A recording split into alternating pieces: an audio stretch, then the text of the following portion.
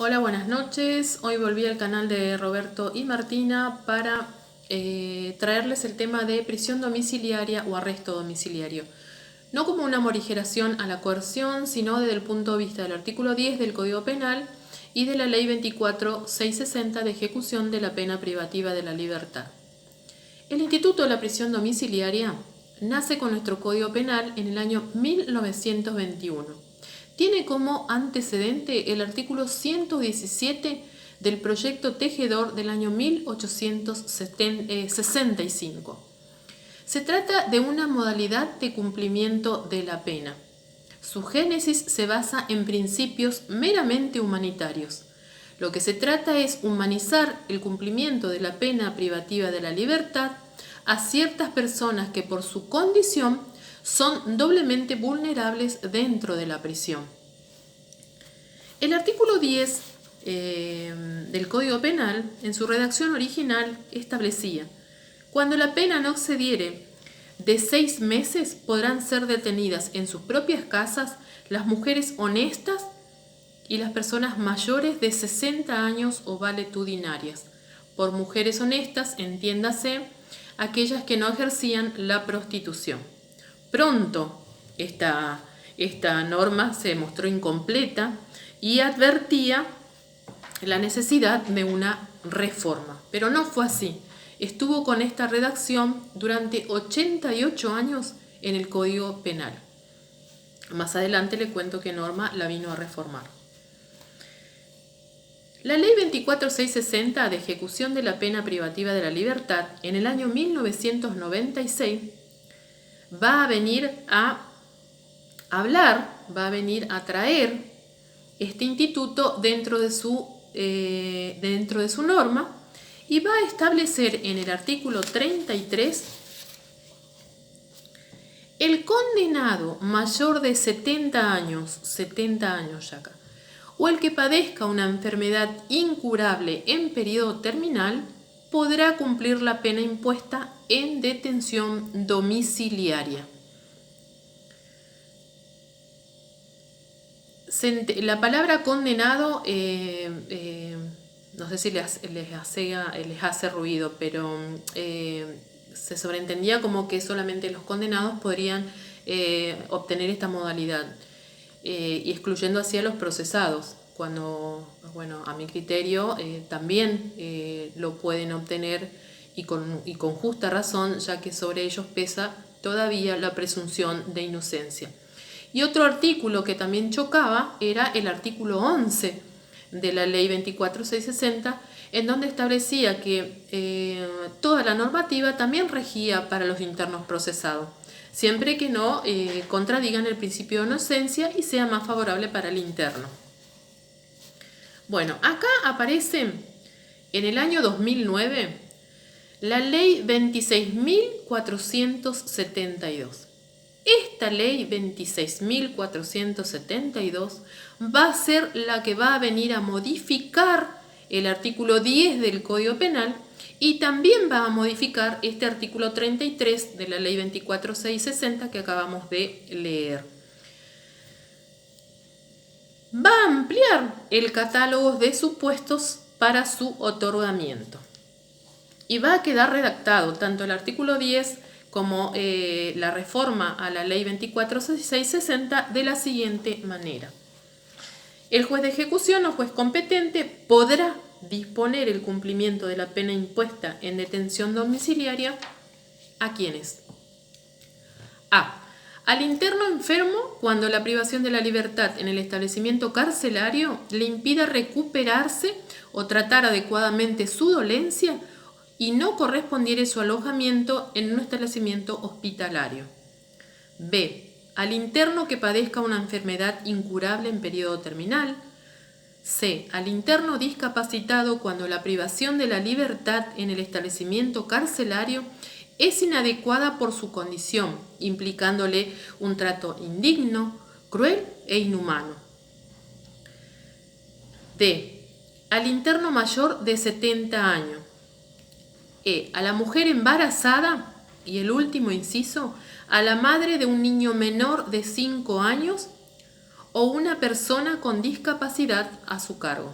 En el caso de los 3 primeros incisos, el juez va a requerir de un informe médico, psicológico y social para evaluar la concesión de su otorgamiento. En cuanto al último inciso, donde habla de la madre de un niño menor de 5 años, también le corresponde al padre, porque la interpretación es abierta. Y de hecho hoy se están otorgando arrestos domiciliarios a papás que tienen a cargo a sus hijos.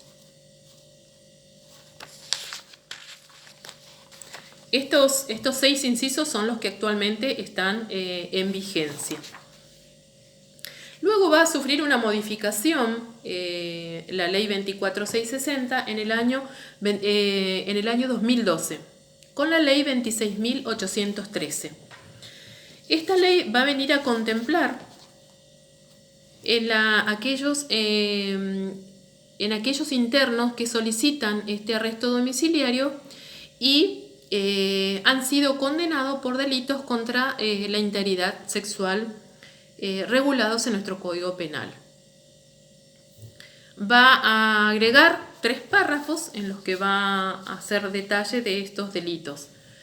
Y va a decir, en los casos de las personas condenadas por los delitos previstos en los artículos 119, segundo y tercer párrafo, 120, 124 y 125 del Código Penal, se requerirá un informe del equipo previsto en el artículo 185, inciso I de esta ley, y del equipo interdisciplinario del juzgado de ejecución, que deberá evaluar el efecto de la concesión de la prisión domiciliaria para el futuro personal y familiar del interno.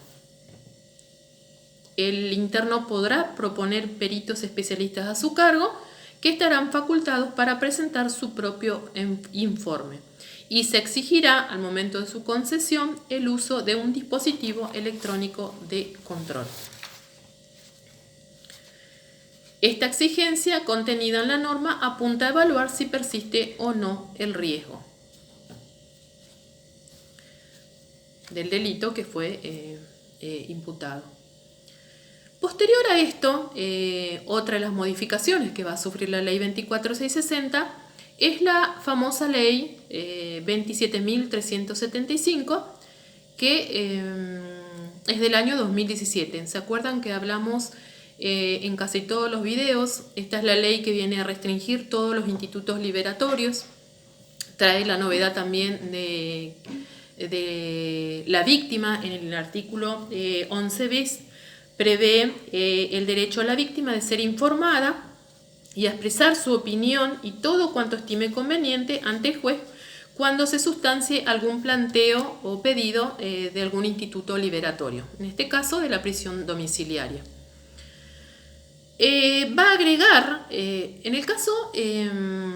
va a agregar otros delitos, igual que el anterior, y va a decir: en los casos de las personas condenadas por los delitos previstos en los artículos 128, tercer párrafo, 129, segundo párrafo y 131 del Código Penal, que también se requerirá un informe del equipo especializado que habla al inciso I del artículo 185 de esta ley, más el informe del equipo interdisciplinario del juzgado de ejecución, que deberán evaluar el efecto de la concesión de la prisión domiciliaria para el futuro personal y familiar del interno. Acá tanto el interno como la víctima, acá aparece la víctima, podrán proponer peritos especialistas a su cargo que estarán facultados para presentar su propio informe. Y bueno, también habla que la exigencia del dispositivo electrónico de control. ¿Cómo se revoca la prisión domiciliaria? Cuando el condenado quebrantare injustificadamente la obligación de permanecer en el domicilio fijado. Este es el caso de Barreda, que ahora vamos a nombrar más adelante. O cuando los resultados de la supervisión efectuada así lo aconsejen, o cuando se modifique cualquiera de las condiciones o circunstancias por las que fue otorgada. Acuérdense que esto va a ser supervisado por un patronato de liberados o por un servicio social calificado y nunca podrá estar a cargo de personal policial o fuerzas de seguridad.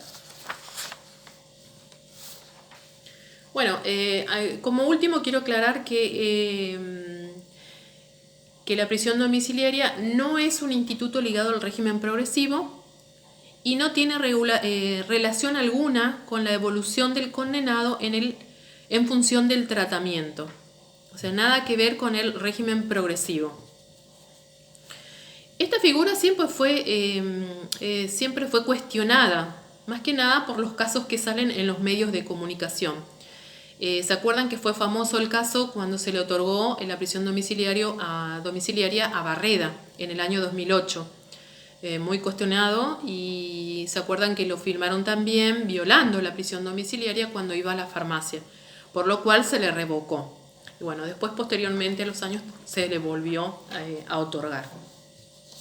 Otro caso, hay un caso de la Corte Suprema de Justicia de la Nación que también es muy interesante. El caso de Felipe Jorge Alespeiti. La Corte, por mayoría, revocó el fallo de la Cámara Federal de Casación Penal que había dejado sin efecto el arresto domiciliario de Alespeiti, condenado por delitos de lesa humanidad. Este había revocado por considerar riesgo de fuga y el compromiso de la responsabilidad internacional del Estado argentino de garantizar efectivamente el cumplimiento de la pena. Se destaca el voto del doctor Rosati en este fallo, en los considerandos 9 y 10, donde dice que el ACUO debería haber explicado el riesgo de fuga de una persona de 85 años, portador de patologías crónicas, hipoacusia, y tenía otras varias, etcétera, etcétera. Y en cuanto a la obligación internacional, esta es la parte más interesante, dice que debe ser cumplida sin vulnerar los principios constitucionales de legalidad y debido proceso, los derechos y garantías constitucionales y legales han sido establecidos para todos, aún para aquellos delitos aberrantes. Este fallo lo leo porque también fue cuestionado en los medios de comunicación cuando se le otorgaba prisión domiciliaria a algún militar condenado por delitos de lesa humanidad. Y bueno, y otro de los casos resonantes, que el más fresquito, es el que lo que pasó el año pasado, en el 2020, cuando empezó este tema de la pandemia, donde el camarista Víctor Violini dicta un fallo polémico donde permite la prisión domiciliaria a cientos de detenidos motivada por el riesgo de contagio del COVID-19. Entre esos otorgamientos había internos imputados por delitos contra la integridad sexual, condenados por delitos dolosos, etcétera, etcétera. Así que eso también enojó a la sociedad, y por eso es como que tiene una mirada negativa a este instituto. Pero si miramos solamente el espíritu por el cual fue creado, es sumamente positivo. Así que bueno, hasta acá espero haber sido clara y bueno, traté de hacer lo más corto posible para que no se torne pesado escuchar. Así que bueno, nos vemos en el próximo video. Hasta luego.